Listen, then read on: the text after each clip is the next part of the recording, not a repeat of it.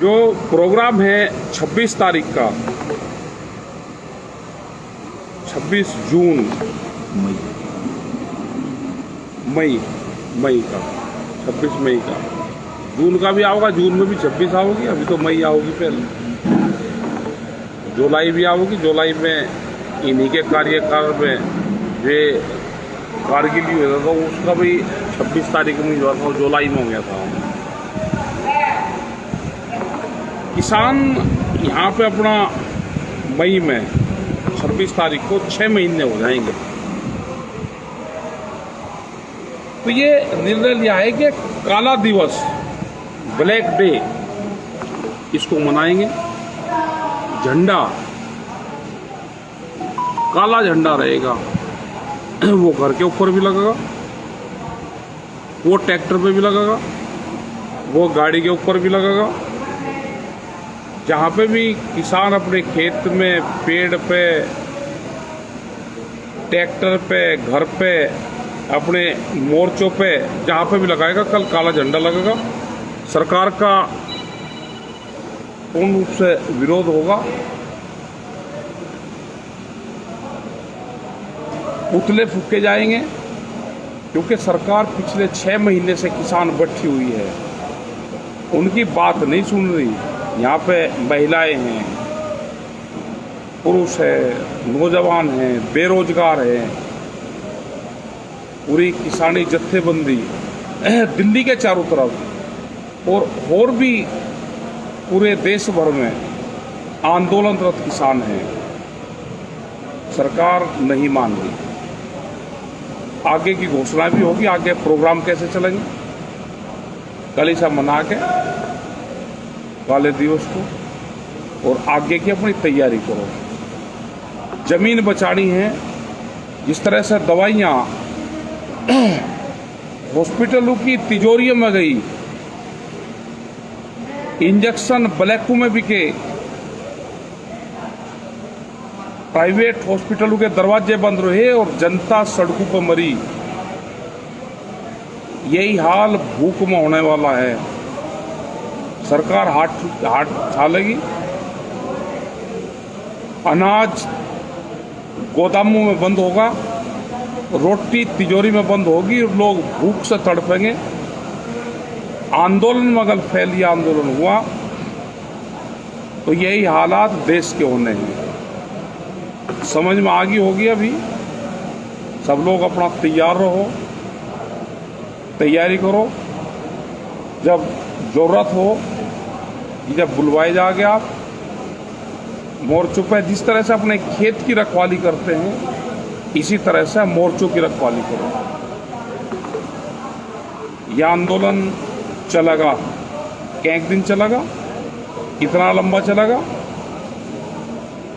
अभी इसमें कह नहीं सकते कुछ। आपने कहा सरकार बात नहीं कर रही, फिर आपने एक चिट्ठी लिखी संयुक्त किसान मोर्चा की ओर से। उसके बाद 12 विपक्षी दलों ने एक पत्र लिखा है भारत सरकार को कि आप किसानों से बात करिए, और उन्होंने हवाला दिया है कि जब आप मुख्यमंत्री थे गुजरात के, आप एमएसपी की मांग करते थे। मनमोहन सिंह जी को उन्होंने एक चिट्ठी लिखी थी कि किसानों को अगर एमएसपी मिलेगा तो वो पहले से ही तैयार रहेंगे, फसल लगाएंगे, देश में खाद्य सुरक्षा होगी। तो इस पर क्या लगता है आपको कि सरकार अब जल्द बात करेगी?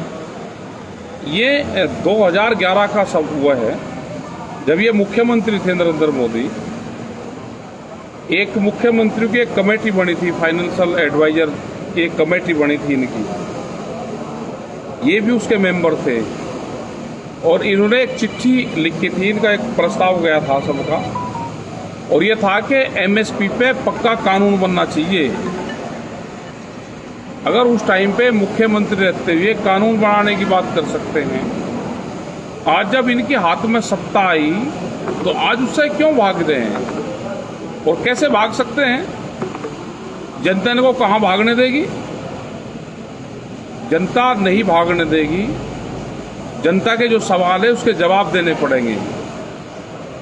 अपने घोषणा पत्र को उठा लो घोषणा पत्र में है कि स्वामीनाथन कमेटी की रिपोर्ट को लागू करेंगे, C2 प्लस 50% वाला फार्मूला लागू करेंगे। उस फार्मूले को लागू करो, उससे 3100 रुपये पर क्विंटल गेहूं का रेट बैठता है। आप कैसे नहीं दोगे? गन्ने का 20,000 करोड़ रुपए से भी ज्यादा बकाया खाली उत्तर प्रदेश का, आप कैसे रोक लोगे? बिजली के रेट सबसे ज्यादा उत्तर प्रदेश के, ये अब चलने वाला है नहीं। जनता जागी, जनता को जाग के और तैयारी कर लो अपनी। आपने एक बहुत गंभीर सवाल उठा जो कॉरपोरेट की तरफ इशारा करता है। आप कहते थे कि अगर रोटी व्यापार का विषय नहीं है, रोटी को तिजोरी में बंद नहीं होने देंगे। अब आपने कहा कि अभी इस महामारी में दवाई, गैस और बेड ये तिजोरी में बंद हुए तो लोगों को मरना पड़ा और उसकी कीमत कई गुना चुकानी पड़ी। तो आने वाले समय पे अनाज पे भी खतरा है। अनाज पर खतरे एक सर्वे देश में हुआ, जो बड़े घराने हैं इन्होंने कहा कि व्यापार किस चीज का करें, तो नया कॉन्सेप्ट निकल के आया कि भूख पे व्यापार करो, रोटी को बाजार की वस्तु बनाओ। रोटी बाजार की वस्तु नहीं, रोटी जरूरत की चीज है, उसको तिजोरी में बंद नहीं होने देंगे। यह आंदोलन चलता रहेगा जब तक हमारे सवालों का जवाब नहीं मिलेगा। ये आंदोलन हमारा जारी रहेगा। गरीब की रोटी तिजोरी में बंद नहीं होने देंगे। ये सवाल बिल्कुल वही है कि जिस तरह से दवाइयाँ तिजोरियों में बंद हुई, हॉस्पिटलों का किस तरह से दुरुपयोग हुआ, लोग सड़कों पर मरे, तो लोग भूख से ये स्थिति देश में ना आए, तो इसलिए ये आंदोलन चलेगा। और यहाँ पर लोग आ रहे हैं, बहुत लोग अपना घर, अपनी झोपड़ियाँ बहुत मजबूत तरीके से यहाँ पर बना रहे हैं।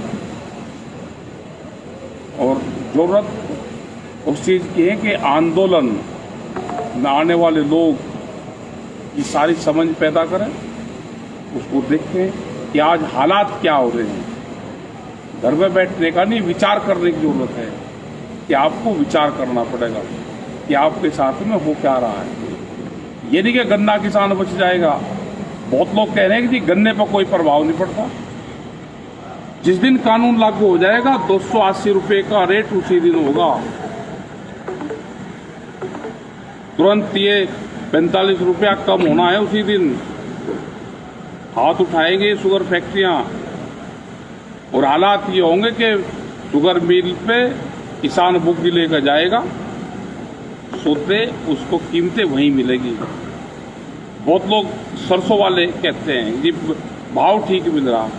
भाव सरसों के किसान को इसलिए ठीक मिल रहा है कि बाहर से जो पाम ऑयल आयात होता था वो अब की बार आंदोलन के दबाव में नहीं आया। यह आंदोलन खत्म होगा। ये इस तरह के अगर कानून ये रहा तो ये प्रॉब्लम आपके सामने आएगी जी। तो आप अपनी तैयारी करें और विचार करें इस पर। तो आखिरी बात यह है कि आपने अभी गन्ने की बात कही। आप कल के लिए जो ये आंदोलन है, ये अनोखा आंदोलन है, इसको लेकर बहुत चर्चा है मीडिया से लेकर सरकार तक, और आपने जो प्रश्न उठाए जाते हैं उसी तरीके से रणनीति बदली। किसान कल गांव और घर में आंदोलन कर रहे हैं, फिर भी सरकार उसको क्रिटिसाइज कर रही है कि देखो जमावड़ा हो रहा है।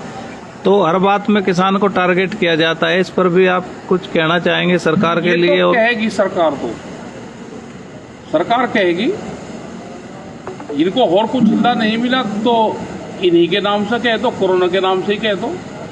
इससे हताश होने की जरूरत नहीं है। घर पे झंडे लगाओ, बड़े बड़े झंडे लगाओ काले,